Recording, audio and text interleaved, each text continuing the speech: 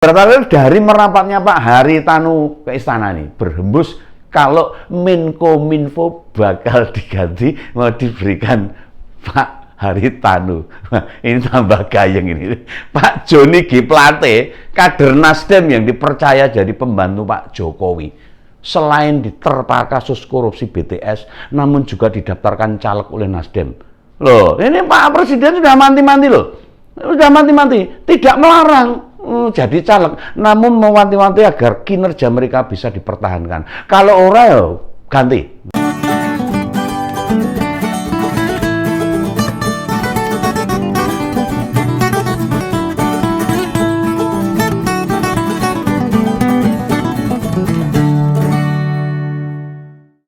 Halo, ketemu lagi dengan Om Begawan, tetap di Ngompol. Salam Rahayu, salam sejahtera. Ini Om Begawan ini sudah lama sekali nih tidak ngupas tentang bakal capres dari koalisi perubahan yang terus berubah-ubah. Nah, gimana mau dibahas? Nah, nggak ada progresnya sama sekali kok. Ini Om Begawan jadi bingung mau ngomong apa gitu loh. Sepertinya di episode ini kita coba sampaikan aja lah mereka yang berada di koalisi perubahan itu. Ini kelimpungan, kebingungan dengan problem internal mereka. Jerone itu ribet, berisik terus ini. Makanya terlontar pernyataan mengejutkan dari Ketua Umum Nasdem, itu Pak Surya Paloh itu, yang mengaku partainya belum terima tawaran bakal cawapres dari parpol pendukung presiden. Loh, ini piye? Kok Pak Paloh berharap ada saudara nama dari parpol koalisi pemerintah itu, terus hubungannya apa ini? Koalisi perubahan itu ngapain ini? Agak bingung ini saya membaca ini. Membaca pernyataan dari Pak Surya Paloh ini, Om Begawan ini malah jadi bingung gitu. Tapi setelah tak pikir-pikir ini ada alasan yang bisa diterima dengan akal sehat kita. Ya disehat-sehatkan aja ini. Pertama, Pak Surya sudah putus asa dengan tim 8 koalisi perubahan. Oh, tugasnya golek wakil presiden ora pecus gitu, anyel gitu, sedih gitu Pak Surya Paloh. Jadi putus asa ini. Nah, salah satu tugas mereka itu kan menyaring nama bakal cawapres. Ini yo hampir 2 bulan bekerja, ngentekke waktu, ngentekke tenaga, ngentekke duit, ora ketemu. Daftar nama-nama itu belum dipublikasikan. Lah ora enek kok. Pasti pemilik media grup itu ya pusingnya aja 7 keliling gitu. Punya tugas tapi tidak dijalankan, ya kan repot ini. Nah, yang kedua, partner Nasdem di koalisi perubahan, PKS dan Demokrat ini ngotot terus nih, ngotot ya. Pokoknya Mas AHY atau Pak Aher yang harus diusung jadi pendampingnya Pak Anies. Ben padu dewe, ben gelut dewe, rebutan dewe. Lah padahal di berbagai survei elektabilitas dua orang ini hampir tidak pernah di 2 besar, nyungsep terus.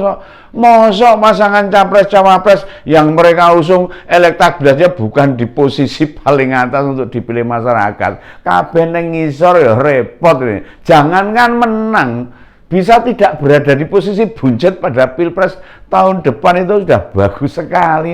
Sebagai orang yang pernah mendorong Pak Jokowi jadi capres duluan itu di 2014, ya, Pak Surya Paloh itu pengen itu mengulangi kembali momentum yang dulu, peristiwa yang pernah dia alami ini. Makanya dia memahami mencari orang yang tepat memang sebaiknya dirumuskan bersama. Salah satunya ya dipikirkan oleh tim 8 tadi itu yang ditugaskan oleh koalisi perubahan. Tapi ya rupanya cara kerja mereka itu tidak sesuai harapan. Oh, jangan nyambut gawe mau ora tuh ini tim 8 ini. Jangan-jangan ya mau turu orang nyambut gawe. Itu jelas. Itu tidak menguntungkan secara pribadi. Pak Surya Paloh meyakini nih, Pak Jokowi itu pengaruhnya masih kuat loh. Oh iya, sehingga berharap Pak Jokowi ya ikut cawe-cawe lah soal siapa bakal cawapres ya Pak Anies. Lah Iki karepe Pak Surya Paloh itu gimana sih? Malah minta Pak Jokowi suruh cawe-cawe. Lewong cawe-cawe ke koalisi pemerintah aja banyak yang protes kok.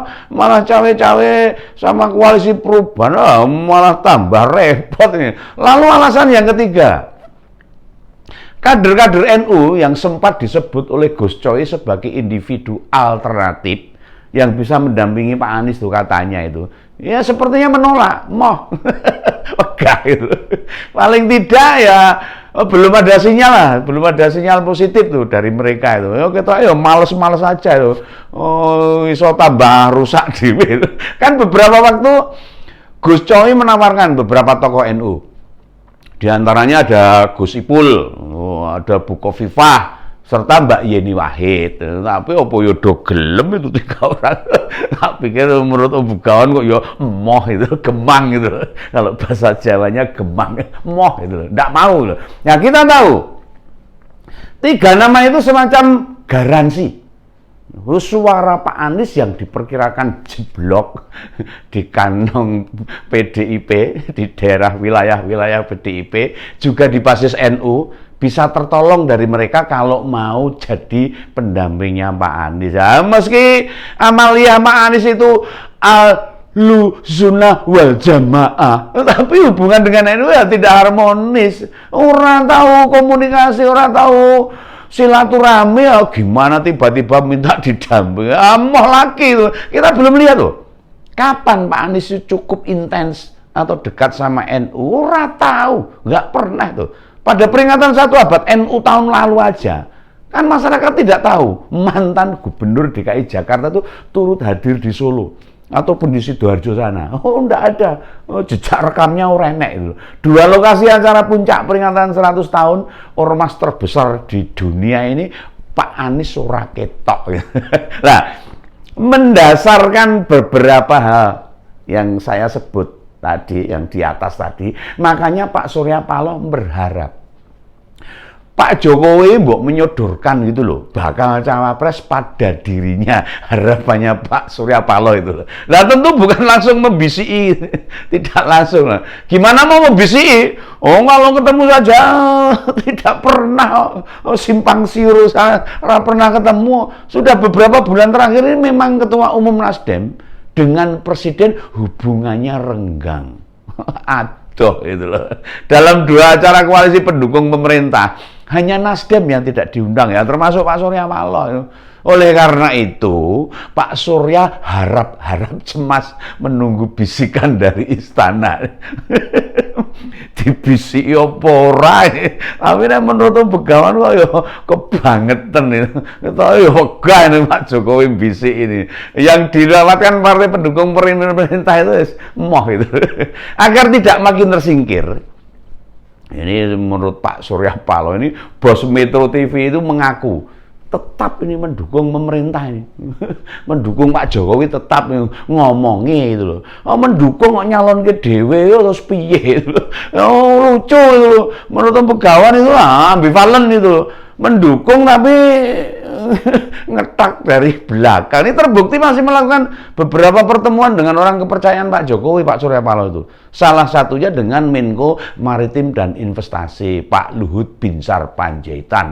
LBP kalau saya manggilnya. Nah sayangnya di pertemuan yang terjadi baik di dalam negeri maupun di luar negeri tidak ada nama yang layak jadi pendamping Pak Anies.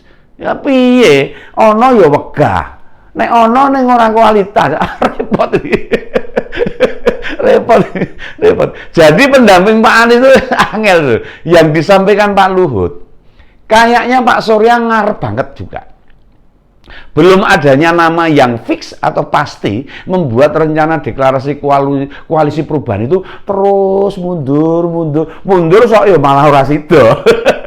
Ya kan terus-terusan mundur, kapan jadinya itu? Muncul keinginan sekaligus melihat siapa bakal cawapres dari 2 kandidat lainnya. Siapa wakilnya Pak Ganjar Pranowo dan wakilnya Pak Prabowo Subianto. Nunggu tok, mundur ora sida. Bagaimana dengan nama Menteri Pariwisata dan Ekonomi Kreatif Pak Sandiaga Uno? yang terlihat seperti mulai mendekat ini. Oh iya, ini nyedak-nyedak itu. Belum muncul loh komentarnya langsung dari Pak Surya Paloh.